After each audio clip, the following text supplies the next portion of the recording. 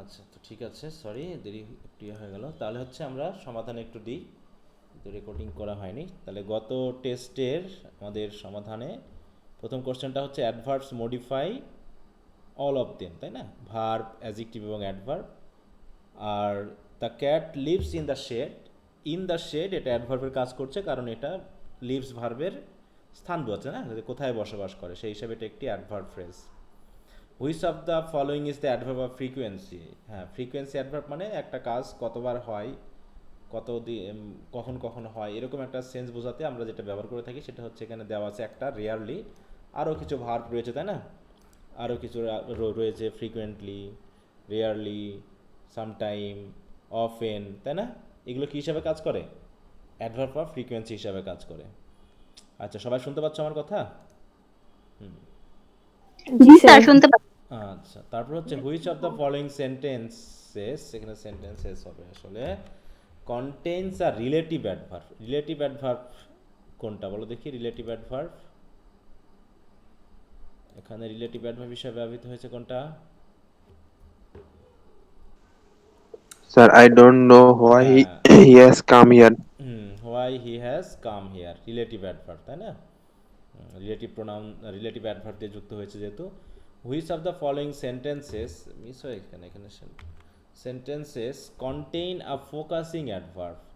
তাহলে কোন সেন্টেন্সে ফোকাসিং অ্যাডভার্ব আছে বলো দেখি? They mostly. mostly work in fleet. হ্যাঁ, মোস্টলি, তাই না? এটা হচ্ছে একটা frequency focusing adverb. Which of the following is a regular adverb? Regular adverb কোনটা? যাদের সাথে কি করতে হয়? এলওয়াই যোগ করে কাজ করতে হয়, তাই না? তাহলে এখানে কোনটা হবে? হ্যাঁ, এখানে কোনটা হবে বলো তো? রিসেন্টলি। Sir, listen. রিসেন্টলি, তাই জি না? রেগুলার অ্যাডভার্বের সংজ্ঞা কি ছিল জানো? রেগুলার অ্যাডভার্ব বলতে আমরা কাদেরকে বুঝবো? অ্যাডজেক্টিভের সাথে এলওয়াই যুক্ত করে, তাই না? হ্যাঁ, অ্যাডজেক্টিভের সাথে এলওয়াই যুক্ত করে। তাহলে ফ্যামিলিতে এলওয়াই আছে, কিন্তু এটা তো নাউন। টাইমলি, এটা হচ্ছে টাইম প্লাস এলওয়াই, অতএব এগুলো তো হচ্ছে না। এটা অ্যাডজেক্টিভ হিসাবে কাজ করছে, এটা নাউন হিসাবে কাজ করছে, তাই না? ফার্স্ট অ্যাডজেক্টিভ এবং অ্যাডভার্ব উভয় হতে পারে, কিন্তু এলওয়াই দিয়ে করা হয়নি। এইভাবে বিষয়টা আমরা একটু খেয়াল করব। এরপর হচ্ছে which of the following sentences, এই মিস্টেকটা সবচেয়ে কবিয়েস্টের জন্য, contains an adverb of duration. Duration, adverb of duration কোথায় আছে? কোন সেন্টেন্সে আছে বলো? মানে he He has. has been here for 1 hour. হ্যাঁ, ফর 1 আওয়ার। আচ্ছা, which of the following is the adjectival use of well? ওয়েলকে অ্যাডজেক্টিভ হিসেবে ব্যবহার করা হয়েছে এখানে কোথায়?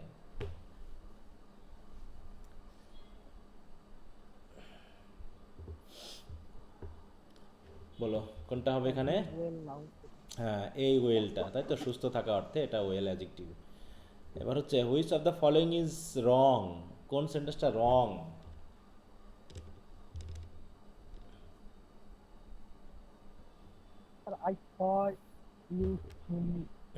আই স ইউ সুন, তাই তো, এটা তো বলা যাবে না পাস্টে। সুন সবসময় আমরা জানি ফিউচার টেন্স ইউজ করতে হয়, এটা কখনো পাস্ট টেন্সে ব্যবহার করা যায় না।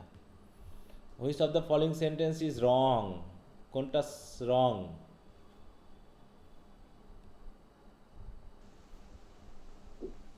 Sir, I do not see number. C number, তাই না? কারণ ডাবল নেগেটিভ হয়ে গেছে, এখানেও নেগেটিভ আছে, নো লঙ্গারও নেগেটিভ আছে, অতএব এটা সমস্যা। Which of the following adverbs will be used in the blank of the following sentence? এখানে কোনটা ব্যবহার করা যেতে পারে? No longer. তাহলে the plane no long, they plan to drive to Mexico, এটা কি নো লঙ্গার হবে বলো তো? জি স্যার, এখানে তো একটাই নেগেটিভ বসানো যাবে, কিন্তু দুইটা হইলে হইতো না। কিন্তু নো লঙ্গার ইউজ করবো নাকি নো মোর ইউজ করবো বলো তো?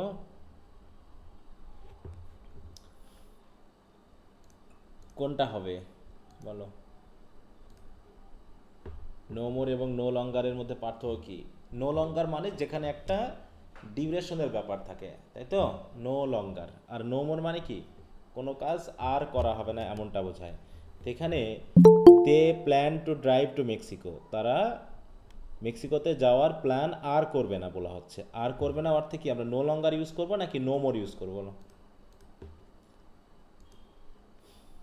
আমরা এখানে ইউজ করব Sir, no more. No more use করবো, তাই তো? আর করবে না অর্থে। নো লঙ্গার বলতে আমরা কোনো একটা কাজের সাথে ডিউরেশন রিলেটেড সেন্স থাকলে তখন আমরা নো লঙ্গার নিয়ে আসি।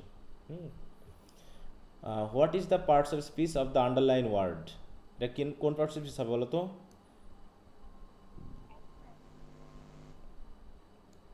স্যার তাহলে আগেরটা কি নো মোর হবে? হ্যাঁ, নো মোর হবে। স্যার একটা লাইন যে when we use no longer it comes between the subject and the verb. হুম হুম হ্যাঁ, অবস্থান করা নিয়ে কোনো সমস্যা নেই।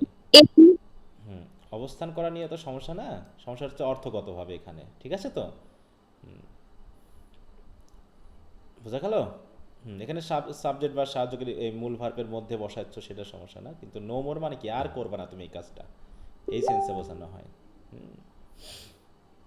ঠিক আছে? জি স্যার। আচ্ছা, what is the parts speech of the underline word? এই ওয়ার্ডের পার্টস স্পিচ কি বলো তো হেয়ারের?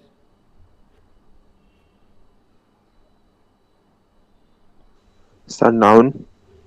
It's rather hot in here. হ্যাঁ, প্রিপোজিশনের পরে অ্যাডভার্ব ব্যবহার করা হয়েছে, অতএব এটা একটি প্রিপোজিশনাল ফ্রেজ, অতএব প্রিপোজিশনের পরে সেটা নাউন ব্যবহার হয়।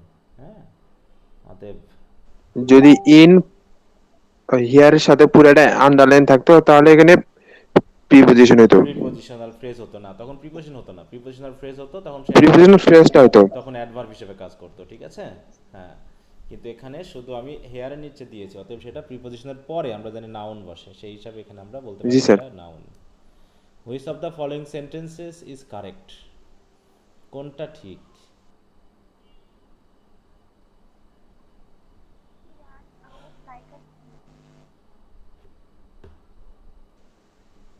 You run out, he ran out. 3 নম্বর, তাই না?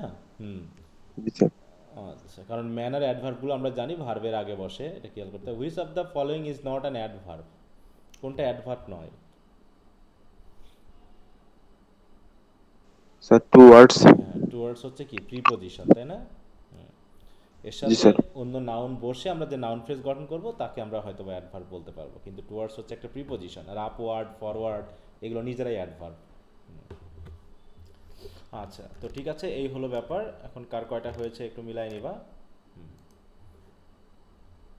আচ্ছা, তাহলে এটা কেটে দিলাম। কারো কোনো কথা থাকলে বলতে পারো, না হলে আমরা আমাদের অন্য প্রসঙ্গে চলে যাই। কারো কোনো সমস্যা আছে বুঝতে?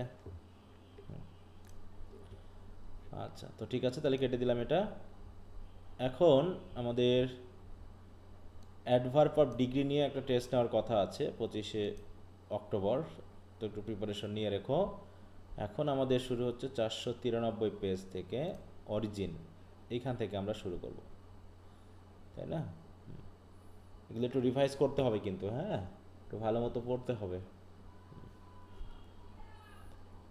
আচ্ছা, তাহলে এখন আমরা এই যেগুলো পড়েছি এগুলো তোমাদের একটু বলেছিলাম দেখতে, যে কত ধরনের প্রিপোজিশন আছে। এখানে হচ্ছে preposition of direction or movement. এই প্রিপোজিশনগুলো কিন্তু ডিরেকশন বা মুভমেন্ট হিসাবে কাজ করে, তাই না? যে কোনো একদিকে যাওয়া অর্থে বোঝাচ্ছে, অথবা কোনো একদিকে চলমান অবস্থা বোঝাচ্ছে, এরকম একটা সেন্স বোঝাতে কিন্তু এই প্রিপোজিশনগুলোকে ব্যবহার করা হয়। এবং যখন এগুলোকে ব্যবহার করা হয় সেগুলো ভেবে নেওয়া হয় যে হয়তো অ্যাক্টিভিটিটা বা অ্যাকশনটা কী হচ্ছে, চলছে বা চলমান আছে, এরকম একটা বিষয়।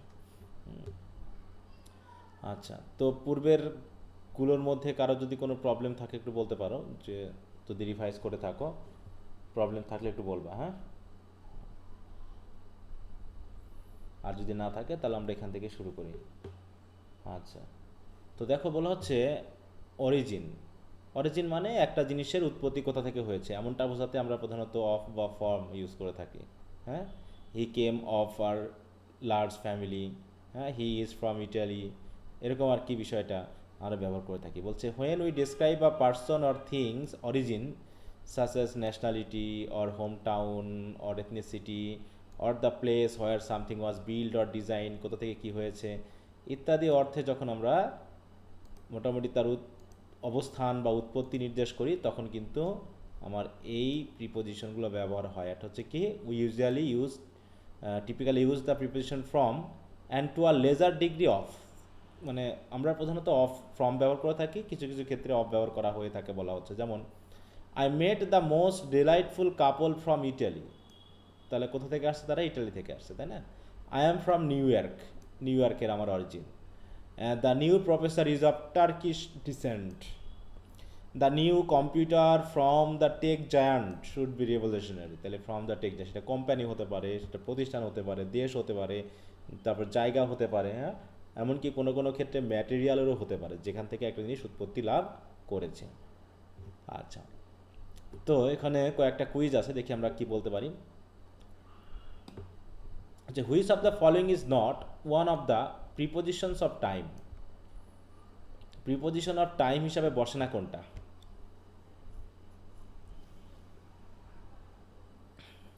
বলো তো। Sir with.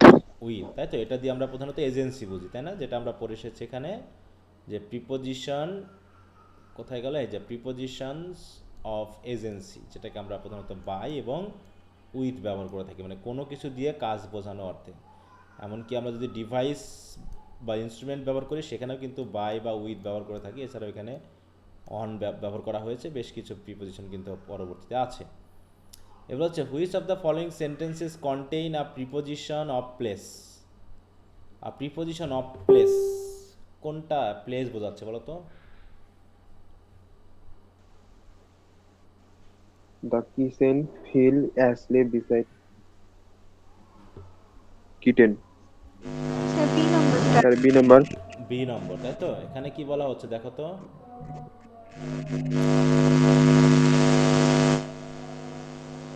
আচ্ছা, একটু মিউট রাখো, কারো মনে হয় আনমিউট করা আছে।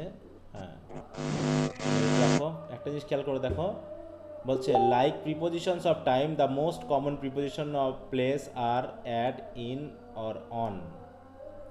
তাহলে এখানে যেগুলো দেখানো হয়েছে নিয়ার বা কাছাকাছি, তাই না? যে বাই বা beside me, close to, next to, beside, এই যে বিসাইড মি, তাই না?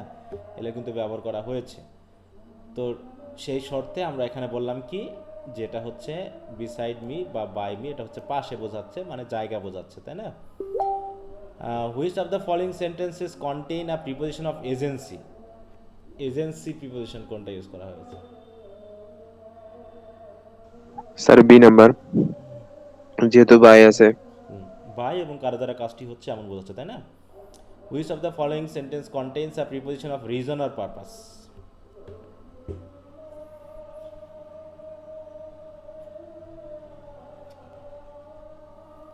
Reason or purpose, sir D number. তাহলে হচ্ছে কোনটা? বিকজ অফ আছে, তাই না? কারণ বোঝাচ্ছে। আচ্ছা, একটু 1 মিনিট অপেক্ষা করো, আজানটা শেষ হয়ে যাক, হ্যাঁ।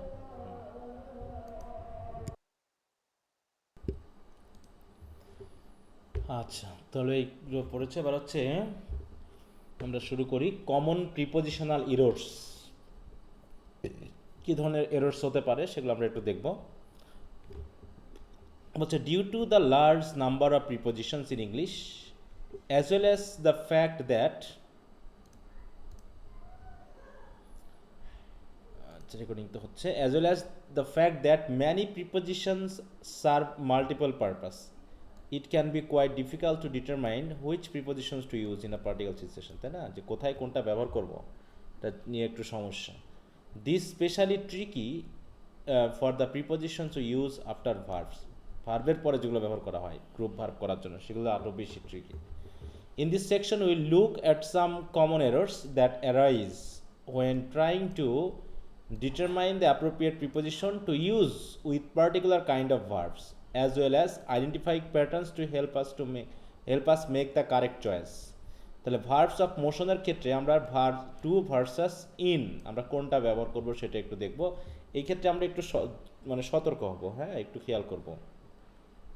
তাহলে একটা হচ্ছে মোশন, মানে গতি, তাই না? গতি, এখন গতিটা কোনো দিকে হবে, সেই অর্থে আমরা কি কোনটা বসাবো, ইন অথবা টু, এরকম আর কি। বলছে verbs that describe the movement from one place to another generally take the prepositions to. তার মানে he went to bazaar, I came to market, তাই না? এরকম আর কি। তারপর হচ্ছে he is walking to the college, হ্যাঁ, he is running towards me, সব দিকে দেখো এক জায়গা থেকে আরেক জায়গায় এরকমটা সেন্স বোঝালে আমরা প্রধানত টু ব্যবহার করে থাকি।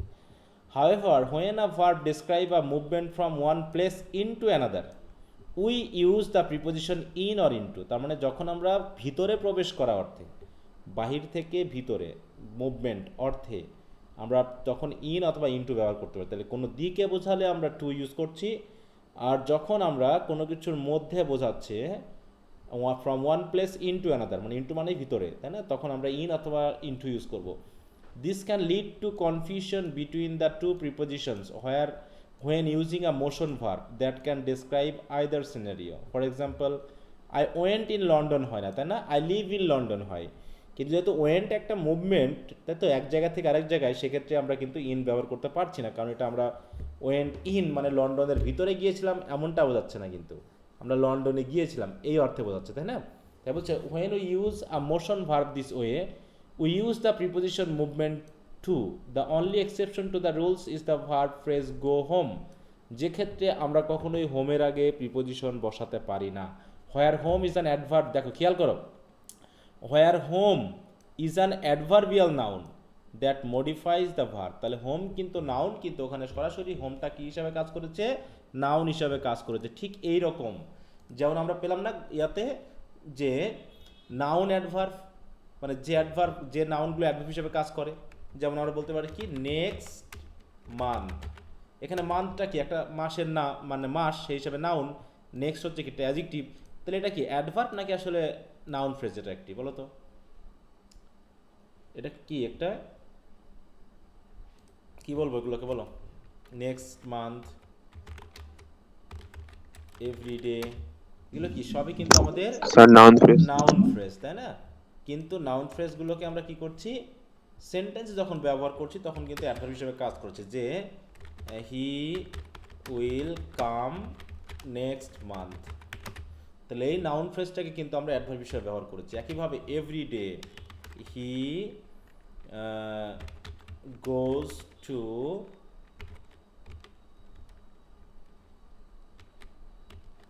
বাজার এভরিডে, তাহলে এগুলো কি সবই হচ্ছে কিন্তু আমাদের নাউন ফ্রেজ, কিন্তু নাউন ফ্রেজটা কি হিসেবে কাজ করছে, এখানে অ্যাডভার্ব হিসেবে কাজ করছে। ঠিক ওইভাবে হি ইজ গোয়িং হোম, এই হোমটা কিন্তু একটা নমিনাল, তাই তো, কিন্তু সেটা নমিনাল, এখানে কিন্তু সে অ্যাডভার্ব হিসেবে কাজ করেছে। অতএব এ যেহেতু অ্যাডভার্ব, এর সাথে অ্যাডভার্বের সাথে কিন্তু কখনো প্রিপোজিশন বসে না। কিন্তু যদি কোনো নাউনকে অ্যাডভার্ব হিসেবে ব্যবহার করা না যায়, তাকে অ্যাডভার্বে রূপান্তর করতে হলে তার পূর্বে আমাদের প্রিপোজিশন বসাতে হয়। যেমন যদি বলি হি ইজ গোয়িং কলেজ, এটা কি বলা যাবে, বলো তো, কলেজ তো একটা নাউন, কমন নাউন, এটাকে আমরা বলতে পারবো হি ইজ গোয়িং কলেজ, বলা যাবে না যেহেতু এটা নাউন, একে আমার কি করতে হবে, অ্যাডভার্ব বানাতে হলে একটা প্রিপোজিশন টু ইউজ করতে হবে। হ্যাঁ, আচ্ছা, সেটাই বলা হয়েছে যে adverbial noun that otherwise we need to use to express going from A to B, মানে এ থেকে বি পর্যন্ত যেতে হলে কোনো একটা প্রিপোজিশন ব্যবহার করতে হবে। যেমন walk to school, run to school, এভাবে করে দেখো সুইম টু, হ্যাঁ, এগুলো দিয়েছে মানে কোনো দিকে বোঝাতে। Of course we can use other prepositions of movement when we describe different relationship between the verb and the object of the preposition. অতএব এটা রিলেশনের উপর ডিপেন্ড করবে যে তুমি কি জাতীয় আসলে অর্থ প্রদান করছো, তার উপর ডিপেন্ড করে তোমাকে প্রিপোজিশনগুলো ব্যবহার করতে হবে। ওয়াক অ্যাক্রস দ্য রোড, আর ওয়াক এখানে কি বলছে, ওয়াক টু স্কুল মানে দিকে, আর এটা হচ্ছে কোনো কিছুর মধ্য দিয়ে, বরাবর, অ্যালং, বরাবর।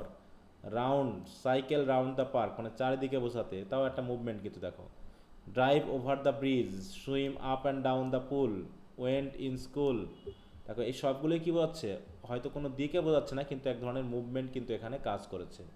অতএব মুভমেন্ট বোঝাতে আমরা টু অথবা অ্যাড ইউজ মানে ইন ইউজ করে থাকি, কিন্তু কখন কোনটা ব্যবহার করতে হয় আমাকে একটু খেয়াল করতে হবে। স্ট্যাটিক ভার্বসের সাথে আমরা অ্যাড অথবা টু ইউজ করতে পারি। স্ট্যাটিক ভার্ব যেগুলো মুভমেন্ট বোঝায় না, কিন্তু স্থান নির্দেশ করা অর্থে যে কাজটা স্থির, সেই স্থির অবস্থায় আমরা যদি কোনো অ্যাডভার্ব ব্যবহার করতে চাই, অতএব তাকে দেখি আমরা কোন কোন প্রিপোজিশন দিয়ে ব্যবহার করতে পারি। কেমন, I arrive to the airport, এটা বলা যাবে না। হ্যাঁ, I arrived at the airport, কারণ কি, remember we use to with motion adverbs when we describe the movement from one location to another. Arrive কি আর মুভমেন্টে আছে নাকি অলরেডি কাজটা হয়ে গেছে? অ্যারাইভ বোঝাতে অলরেডি কাজটা হয়ে গেছে। কাজটা হয়ে গেছে, এখানে আর কোনো মুভমেন্ট বোঝাচ্ছে না, এটা স্ট্যাটিক, মানে সে পৌঁছে গেছে, কোনো স্থির অবস্থায় এখন আছে। এই জন্য বলছে arrive however is considered a static verb meaning it indicates no movement from a point A to point B. In this case we need to use the preposition at which is use to indicate being in a location. তার মানে arrive at মানে সে এখন কোন লোকেশনে আছে এইটা বোঝাচ্ছে, এখানে কোনো মুভমেন্ট কিন্তু বোঝানো হয়নি, এই জন্য আমরা এখানে অ্যাট ইউজ করছি। Other examples of static verbs are be and stay. We also use at, rather, to with this verb. যেমন I was to the theater. আমি আমি থিয়েটারে ছিলাম অর্থে, তাহলে নিশ্চয় আমি যাচ্ছি না, গতিবিধি বোঝাচ্ছে না, অতএব আমাকে কি ইউজ করতে হচ্ছে? অ্যাট ইউজ করতে হচ্ছে, তাই না? একইভাবে I stayed to my brother, না এখানে স্টে মানে থাকা, স্ট্যাটিক ভার্ব, অতএব আমি এখানে টু ইউজ করতে পারবো না। I stayed at my brother's house last night. তো এইভাবে আমরা কিন্তু দেখো স্ট্যাটিক ভার্ব হিসাবে আমরা সবসময় কি ইউজ করছি? অ্যাট ইউজ করছি। টুটা হচ্ছে মুভমেন্ট, আবার মুভমেন্টের মধ্যে কোনো দিকে বোঝালে টু ইউজ করব, আর কোনো কিছুর মধ্যে অবস্থান করা অর্থে আমরা ইন অথবা ইন টু ইউজ করব। এই ব্যাপারগুলো একটু খেয়াল করতে হবে। পজেশন অর অ্যাক্সেস, অ্যাক্সেস মানে কি? প্রবেশাধিকার অথবা অধিকার বোঝাতে, হ্যাঁ, কারোর সাথে কারো রিলেশন বোঝাতে। এই অধিকারগুলো কখনো কখনো এই যে উত্তরাধিকার সূত্রে যে অধিকার তেমনটা বোঝাতে পারি, কখনো রিলেশনাল পজেশন কিন্তু আমরা বুঝতে পারি যে একটার সাথে একটা রিলেশন আছে। তখন আমরা কোনটা ইউজ করবো? দেখো, the preposition to and of can both be use to signify that something belongs to or is a property of another thing. তার মানে এটা নির্দেশ করবে যে কোনো জিনিস কার অধিকারে আছে বা কারোর সাথে সম্পর্কিত, কোনো একটা প্রপার্টির সাথে সম্পর্কিত, হ্যাঁ। However, we use to indicate that something grant access or leads into another thing, which is a relationship that of does not describe. তার মানে টু এর ব্যাপারটার মধ্যে কিন্তু প্রবেশাধিকার, তাই তো, যেটা হচ্ছে ওই যে গতিবিধির একটা কিন্তু হালকা ব্যাপার রয়েছে, লিড, এগুলো কিন্তু গতিবিধি যেহেতু নির্দেশ করে, তো সেই হিসাবে কিছুটা ব্যবহার করা হয়েছে। যেমন দিস ইজ দ্য কি টু মাই রুম, তাহলে এখানে কি দাঁড়ালো? কি টু মাই রুম, তাহলে কিন্তু রিলেশনাল সম্পর্ক রয়েছে, তাই তো। A property of another thing, তাহলে কিটা কার? আমার রুমের। তারপর দেখো, there are also certain instances in which we could use either preposition and still have a correct sentence, but the meaning would be subtly different. তার মানে এখানে আমরা দুটাই ব্যবহার করতে পারি, দুটাই সেন্টেন্সে ব্যবহার কারেক্ট হতে পারে, কিন্তু অর্থগতভাবে ভিন্নতা আসতে পারে। কেমন? This is the main door of the house, তাহলে this is the main door of the house, তার মানে এটা বিলঙ্গিংনেস বোঝাচ্ছে, তাই না। অফ বোঝাতে আমরা জানবো কি? সামথিং বিলং টু অথবা প্রপার্টি, এটা নির্দেশ করতে ব্যবহার করা হয়েছে। কিন্তু যদি আমরা বলি this is the main door to the house, to the house মানে বুঝতে হবে গতিবিধি বোঝাচ্ছে এবং এর মাধ্যমে ওখানে প্রবেশ করা যেতে পারে, এই সেন্সটা বোঝাবে। তার মানে এখানে হাউসটার বিলঙ্গিংনেসটাকে বোঝানো হচ্ছে না, বরং এখানে অ্যাক্সেসটাকে বোঝানো হচ্ছে। তা বলছে this is the main door to the house also correct meaning the primary door to gain access to the house. তারপরে এটাই হলো মেইন ডোর, যেটা দিয়ে ওই ঘরের ভিতরে প্রবেশ করা যাবে। তাহলে এখানে দেখো দুটা সেন্টেন্স কিন্তু একই, তাই না? দুটা সেন্টেন্স কিন্তু একই, শুধু প্রিপোজিশন ভিন্ন, তাতেই কিন্তু অর্থগতভাবে একটা ভিন্নতা কিন্তু চলে এসেছে। এইভাবে প্রিপোজিশনগুলো কারেক্টলি না ব্যবহার করলে ভাষাগত মিসআন্ডারস্ট্যান্ডিং ঘটতে পারে। এবার হচ্ছে different media in and versus on, তাহলে আমরা কখন কোনটা ইউজ করব? বলছে another pair of prepositions is in and on which can both be used to describe the medium. Medium মানে কি? মাধ্যম, তাই না, কোনো কিছুর মাধ্যম। By which something is seen. We use in when we are talking about something appearing in printed media, while on is used to talk about something appearing on televised or digital media। তার চিন্তা করো, print মিডিয়াতে মানে ওই যে type করে লেখা অর্থে যে মিডিয়া, এই মিডিয়ার পূর্বে আমরা ইন বসাবো। আর যদি আমাদের টিভি, নাটক, এসি, তারপরে এরকম মোবাইল ফোনে যদি কোনো কিছু দেখানো অর্থে ব্যবহার করা হয়, তখন সেটা হয়ে থাকে অন। একটু খেয়াল করো, তাহলে দুটাই কিন্তু মিডিয়া, একটা হচ্ছে প্রিন্ট মিডিয়া, একটা হচ্ছে কি ইলেকট্রনিক মিডিয়া। এই দুটা মিডিয়ার মধ্যে আমাদের পার্থক্যটা বুঝতে হবে, যে যদি প্রিন্ট মিডিয়া হয়ে থাকে তাহলে আমরা প্রিপোজিশন ইন ইউজ করব, but if the media is not print rather electric one like television or mobile phone আর ইউটিউব ইত্যাদি ইত্যাদি যদি হয়ে থাকে তাহলে সেক্ষেত্রে আমাদের অন ইউজ করতে হবে, তাই না? তারপর দেখো I red it in news paper, তাহলে নিউজ পেপার আমরা প্রিন্ট মিডিয়াতে ইন ইউজ করছি, কিন্তু যখন আমরা ইলেকট্রনিক মিডিয়াতে চলে যাব, ডিভাইসে চলে যাব, তখন আর ইন হবে না, হবে অন। কারণ আমরা ভিতরে দেখছি না, বাইরের অবয়ব বা অবস্থান থেকে কিন্তু আমরা ওটাকে ক্যাচ করার চেষ্টা করছি। এরপর হচ্ছে কন্টেইনমেন্ট আর nativity, in versus of. Containment আর নেটিভিটি, কন্টেইনমেন্ট মানে হচ্ছে কোনো কিছুর মধ্যে অন্তর্ভুক্ত থাকা, অর্থাৎ কন্টেইন করা, তাই না? নেটিভিটি মানেও বোঝাচ্ছে কোনো কিছুর মানে ওই যে সেই উৎপত্তি বা হচ্ছে কোনো দেশ বা এলাকা বোঝাতে কিন্তু আমরা এই প্রিপোজিশন অফ ইউজ করে থাকি। বলছে প্রথমে হচ্ছে কন্টেইনমেন্ট, কোনো একটা জায়গার ভিতরে অবস্থান করা বা থাকা অর্থে। বলছে the Nile is the longest river in the world, তাহলে ইন দ্য ওয়ার্ল্ড বলতে আমরা এখানে জাস্ট কন্টেইনমেন্ট বোঝাচ্ছি। এই রিভার কিন্তু পৃথিবীর সাথে রিলেটেড না, বরং কোনো দেশের সাথে রিলেটেড, কিন্তু অবস্থান বোঝাতে আমরা কিন্তু এখানে ইন ইউজ করেছি। Remember that of relates to belonging while in refers to being inside, তাহলে ইন মানে হচ্ছে ইনসাইডে, তাই না? Within some place. We speak about countries and things being in the world, not of the world. হ্যাঁ, বিশ্বের নয় বরং বিশ্বের ভিতরে অবস্থান করছে, এমন একটা sense. On the other hand, when we use describe some place to which a person or thing is native, we use of not in. হ্যাঁ, কেউ যদি কোনো জায়গার হয়ে থাকে সেক্ষেত্রে আমরা অফ ইউজ করবো, যেটা অরিজিনের মতো আর কি। হ্যাঁ, যেটা যদি অরিজিনে আমরা ফ্রম ইউজ করে থাকি, এখানে আমি এই কথাগুলো ব্যবহার করতে পারি। তাই বলছে দেখো, the grey wolf in north America is a beautiful creature. হ্যাঁ, বলছে এটা যদি বিলঙ্গিংনেস বোঝাচ্ছে সেক্ষেত্রে আমরা অফ ইউজ করবো। গতদিন মনে আমরা ইন এবং অফ নিয়ে একটু কথা বলেছিলাম, তাই না? কথা হয়েছিল যে বাংলাদেশ, পিপল ইন বাংলাদেশ আর পিপল অফ বাংলাদেশের মধ্যে পার্থক্য কি, এটা নিয়ে কথা হয়েছিল আমাদের গত ক্লাসে। হ্যাঁ, তো ওই রকম হ্যাঁ, ব্যাপারটা ওই রকমই যে তোমার আসলে অফ এবং ইনের মধ্যে পার্থক্যটা কি বলতে যাচ্ছে। Performance in an at, performance, হ্যাঁ, কোনো কিছুতে ভালো বা মন্দ বোঝাতে, চিন্তা করো। হ্যাঁ, গুডের সাথে কি হয়, অ্যাট হয় নাকি, আর ওয়েলের সাথে কি হয়, ইন হয়। হ্যাঁ, এগুলো খেয়াল করতে বলছে। When we describe how well someone does something, we often use the verb phrase is good followed by the preposition at. However, if we use the verb phrase does well, we usually use in the preposition in, which can lead to a confusion between the two.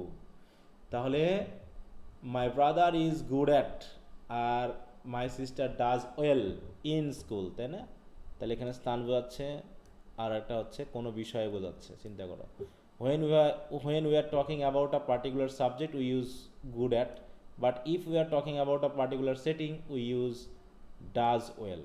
তার মানে setting, অবস্থান বোঝালে আমরা does well ব্যবহার করতে পারি ভালো করা অর্থে, আর যদি মনে হয় যে না কোনো সাবজেক্টে দক্ষ বোঝাচ্ছে পার্টিকুলার বিষয়ে, তখন আমরা অ্যাট ইউজ করবো, যেটা আমি আগেই বললাম, তাই না? এইটা খুবই গুরুত্বপূর্ণ, একটু খেয়াল করতে হবে। Over, on or at the weekend, কখন আমরা ওভার ইউজ করব, কখন অন ইউজ করব এবং কখন অ্যাট ইউজ করব। বলছে when we talk about our plans for an upcoming weekend, there are a number of prepositional construction we can use. In American English, the most common prepositions to use are over and on. In British English, the most common preposition is at, though over is also used. Note that the preposition during is not used in either American or British. কোনো জায়গাতে ডিউরিংটা এই সেন্সে ব্যবহার করা হয় না। তাহলে আমরা কি বুঝলাম, যেটা অন হতে পারে, ওভার হতে পারে, অ্যাটও হতে পারে।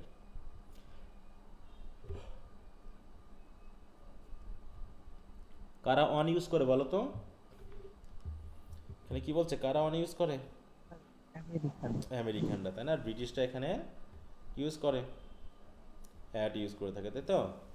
তবে আমেরিকান এবং ব্রিটিশ উভয়ই ওভারটা আবার ব্যবহার করে থাকে। তাহলে এখানে হলো পার্থক্য। হ্যাঁ, আমেরিকানরা অন দ্য উইকেন্ড, ব্রিটিশটা অ্যাট দ্য উইকেন্ড, আর আমেরিকান ব্রিটিশে ওভার দ্য উইকেন্ড আমরা ব্যবহার করি। তাহলে ওভার দ্য উইকেন্ড ব্যবহার করাই ভালো, কারো কোনো প্রবলেম নাই, তাই না? হচ্ছে prepositions with intransitive verb, intransitive ভার্বের ক্ষেত্রে যখন আমরা কোনো নাউন বা প্রোনাউন ব্যবহার করতে যাব অবশ্যই তার পূর্বে একটা প্রিপোজিশন বসাতে হবে, তা না হলে সেটা অবজেক্ট হিসেবে যেহেতু নাউনকে সরাসরি গ্রহণ করতে পারে না, সেই জন্য সেন্টেন্সটা কিন্তু মিস্টেক হতে পারে।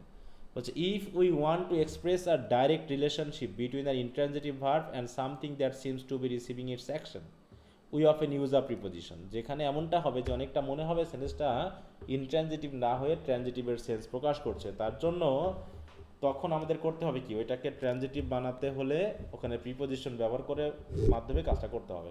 বলছে ইফ উই, দেখেন বলছে I listen to the radio last night, I will wait for you. এখানে দেখো যে দুটাতেই কিন্তু আমাদের অবজেক্টের সেন্স বোঝাচ্ছে, আমি কি শুনছি বা হচ্ছে আমি কার জন্য অপেক্ষা করছি, কিন্তু যদি আমরা এই প্রিপোজিশনগুলোকে ছেড়ে লিখি তাহলে কিন্তু সেন্সটা কমপ্লিট হয় না, ঠিক আছে? তো তাই বলা হচ্ছে কি যে if we leave out the preposition to and for we make the radio and you the object of the intransitive verb listen and wait, যেটা হচ্ছে ইনকারেক্ট। আর প্রিপোজিশন উইথ ট্রানজিটিভ ভার্বের সাথে তো প্রথমে তো আমরা ব্যবহার করি না। Likewise we must be careful not to use preposition with the object of transitive verb. Answer the phone call, হ্যাঁ, marry a lawyer, I asked হিম, এই সকল জায়গায় কিন্তু প্রিপোজিশন ব্যবহার করা যাবে না। Note that to buy in the last two, এগুলো হচ্ছে ইনফিনিটিভ, তাহলে এগুলো তো preposition, not a prepositional phrase, it is functioning as an adverb of at purpose to modify the verb ask. অতএব এই ক্ষেত্রে যে টু, এই টুগুলোকে আমরা বলতে পারবো না, বরং এই যে টু উইথ, এইগুলোকে আমরা এভাবে ব্যবহার করতে পারবো না। The verb ask can also be an intransitive verb, ask যেটা, in which case we can also use the preposition for. Ask for মানে কোনো কিছু চাওয়া অর্থে, তাই না? আর সরাসরি আস্ক হতে পারে যে আমি কাউকে জিজ্ঞাসা করলাম আর কারোর কাছ থেকে কোনো কিছু চাইলাম। এই দুটার মধ্যে যদি কাউকে জিজ্ঞাসা করা হয় তাহলে সরাসরি প্রিপোজিশন মানে অবজেক্ট হবে, আর যদি মনে হয় যে তার ক্ষেত্রে আমরা সরাসরি এরকমটা বোঝাচ্ছি না, তখন আমরা ফর ইউজ করতে পারি। হচ্ছে be careful though because this changes the verb's meaning when we all use ask with just a person's name as in the first example, যেটা এখানে বলা হয়েছে। It means to ask the person something, এর মানে হলো যে কোনো কিছু ওই লোকটাকে চাওয়া হচ্ছে। But when we ask for someone it means we are requesting to see or speak to that person. তার মানে আস্ক মানে হচ্ছে ওই লোকের সাথে দেখা করে কথা বলা অর্থে অনেক সময় আমরা বলতে পারি। এরপর হচ্ছে prepositions and indirect object, preposition এবং ইনডাইরেক্ট অবজেক্ট হচ্ছে some transitive verbs are able to take both direct objects and indirect objects, যেটা আমরা আগে পড়েছি ডাবল অবজেক্ট যারা ছিল, তাই না? People or thing that receive the direct object of the verb, তাহলে তাদেরকে আমরা ইনডাইরেক্ট বলি, যেটা ট্রানজিটিভ ভার্বের ক্ষেত্রে হয়। If a verb is capable of taking an indirect object that person or thing appears immediately after the verb before the direct object, সেক্ষেত্রে আমরা কোনো প্রিপোজিশন ব্যবহার করি না। We can also place it after direct object with the preposition to, in which case it is no longer a true indirect object but an adverbial prepositional phrase. এই জায়গায় খেয়াল করে রাখো যে এইখানে যে আমরা টু মি বা ফর ইউ এগুলো ইউজ করে থাকি, এরা কিন্তু অ্যাডভার্বিয়াল প্রিপোজিশনাল ফ্রেজ, এরা কিন্তু আর সরাসরি অবজেক্ট হিসেবে বসে না। যেমন এটা কি ডাইট্রানজিটিভ না, স্ট্রাকচারটা কি খেয়াল আছে এই সেন্টেন্সের? Subject, ditransitive verb, indirect object, direct object, তাই না? কিন্তু যখন ডাইরেক্ট অবজেক্টটাকে আমরা আগে নিব আর ইনডাইরেক্ট অবজেক্টটা পরে নিব, তখন একটা প্রিপোজিশন হয়, তখন এই পুরো প্রিপোজিশন সব এটাকে বলা হয় অ্যাডভার্বিয়াল প্রিপোজিশনাল ফ্রেজ। হ্যাঁ, খেয়াল করো। However, not all transitive verbs can take indirect object, তবে সবার ক্ষেত্রে এমনটা ঘটে না। If a verb is unable to have a true indirect object, we have to put the person or thing receiving the direct object in a prepositional phrase too, কেমন এইখানে যেটা বলা হয়েছে। I will explain you the problem, এটা বলা যাবে, এটা incorrect. I will explain the problem to you, এটা বলতে হবে। আমরা সবসময় যে আমাদের ডাইরেক্ট ট্রানজিটিভের ওই সেন্সটা কাজে লাগবে তা কিন্তু নয়, বিষয়টা খেয়াল করতে হবে কখন কোনটা কাজে লাগে। Verbs that take both to and at, দেখো এখানে অনেকগুলো ভার্ব রয়েছে যেখানে টু এবং অ্যাট উভয়ই কিন্তু এরা ব্যবহার করছে। হ্যাঁ, আচ্ছা আচ্ছা, আমি আজকে একটু এখানেই শেষ করব। হ্যাঁ, আমার মনে হচ্ছে একটু ভালো লাগছে না, কেমন জানি। আমি আজকে এখানে একটু রাখতে চাচ্ছি, ঠিক আছে? মনে হচ্ছে আপনার সাথে হ্যাঁ, কথা বলে মনে হচ্ছে যেন অনেক একটা ঘুম ঘুম বা এরকম একটা ইয়া লাগতেছে, যেটা আমি মনোযোগ দিতে পারছি না। হ্যাঁ, এরকমটা মনে হচ্ছে কেন হঠাৎ করে? আচ্ছা স্যার। আচ্ছা তোমরা একটু তাহলে পড়ে নিও, আমি তোমাদের একটু এটা একটু দিয়ে দিই। হ্যাঁ? আহ, আচ্ছা এই পর্যন্ত একটু তোমরা একটু রিভাইজ করে নিও। হ্যাঁ, preposition with noun, definition, rules, synonym nouns, verbs with preposition, example, common pairing, noun for, noun of, noun in, এত দিব না, যাক এখানে অনেকগুলো আছে, এখানে পেয়ারিং দিব না। আচ্ছা এই পর্যন্ত, হ্যাঁ এর আগ পর্যন্ত তোমরা একটু পড়ে নিও। আচ্ছা তো সরি এর জন্য আমার মানে হঠাৎ করেই কেমন জানি মনে হচ্ছে যে আমি মনোযোগ দিতে পারছি না। হুম? আচ্ছা আচ্ছা তো ঠিক আছে, সবাইকে ধন্যবাদ, সবাই ভালো থাকো। হ্যাঁ, ওকে। আচ্ছা স্যার আজকে অ্যাটেন্ডেন্স নিব না?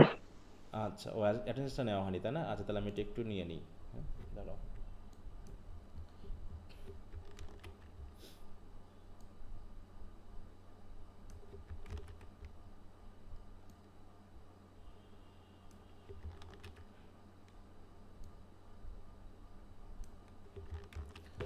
আচ্ছা ঠিক আছে, তো সবাইকে ধন্যবাদ, গুড নাইট।